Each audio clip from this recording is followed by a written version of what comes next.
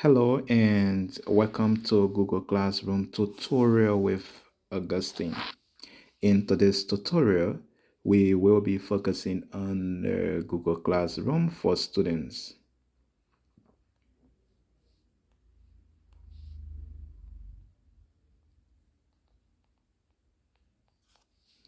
This is for students.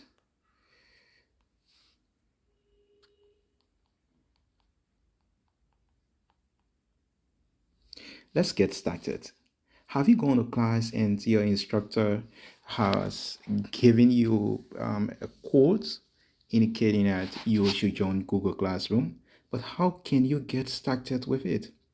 In this tutorial, you will learn how to get Google Classroom and get everything done. Remember, the instructor is expected to give you a code. That code will be used to join Google Classroom. For example, the code might be 70, that's J3K4, we can say is K4 and another thing. So you will use this code to join Google Classroom if you get it. But how do we get it? Let's go for it.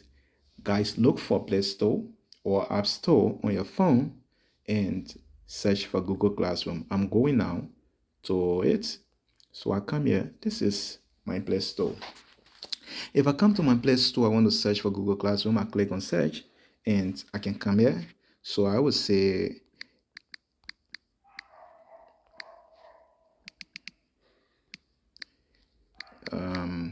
Google Classroom. Good. I search and Google Classroom is expected to come up. So there is this app. I hope you can see this. This one is the right one. So you click on this, click on install. You can find install right here. Click on it, and that's it for the Google Classroom. So I'm going to click now. When I click this one, it's going to take a little bit of time to download depending on my internet speed. Okay, it's done. The next thing to be done is to open this Google Classroom. Remember, I have given you a code. Once you get Google Classroom installed like this, you can see that it's installed. I'm going to now click open. You can see this is open. I'm going to click open and I can open it. So it's opening. The first thing that comes out is to say get started. At times it's going to ask you, are you basically a student? Are you a teacher? Since you are a student, you want to click a student. But I have had a couple of classes on my phone. It is likely not to ask me that question. So if you conclude that you are a student, it will ask you for the code that was given you by your instructor. Therefore, your instructor must give you a code to a specific class. So every class you are to enter, there should be a code for it. This one Google Classroom can be used for as many classes as possible. As long as the instructor has generated the code, it will be given you and you can now insert it into it. Let's move on. This is one thing I want you to take into consideration. If for any reason your instructor is using institutional email to open his or her Google Classroom or to generate this code, you must as well use institutional email. For example, it ends with edu.lr for Liberia, and you can just get that. So now we're using institutional email. If your instructor is using Gmail, of course you have to use Gmail. If you cross match them, you're not going to enter. So I click get started. You will actually see many emails on your phone. So once you've now remember your choice. There will be many emails on your phone. Decide the best one. So which one you want to select? This time I want to select Augustine, and that's the email I want to use because my instructor has created email that is associated with institution. Therefore, I'm going to use it and I will just click on the email of choice, and this is what I will always be using because I want to use it to join the class. So what I do now is to just click on Augustine. and it is asking me allow Google Classroom to send you notification, or so I can just say yes, allow it to send me notification. I can now say yes, I got it. And so, but this is not my first time logging into Google Classroom. Therefore, it's not going to ask me for code. Now that I want to use a code, this appears like you've already logged into Google Classroom before, and you have had some classes there, but this time there is new instruction, there is new lecture, and you want to go through that process to add in new. You see, there is a plus sign down here. Here. Now, this plus sign is supposed to be used for that purpose. So I click on this plus sign and it is telling me something. Just please look down. You want to see something like join class. You want to see create a class. But what do we want to do?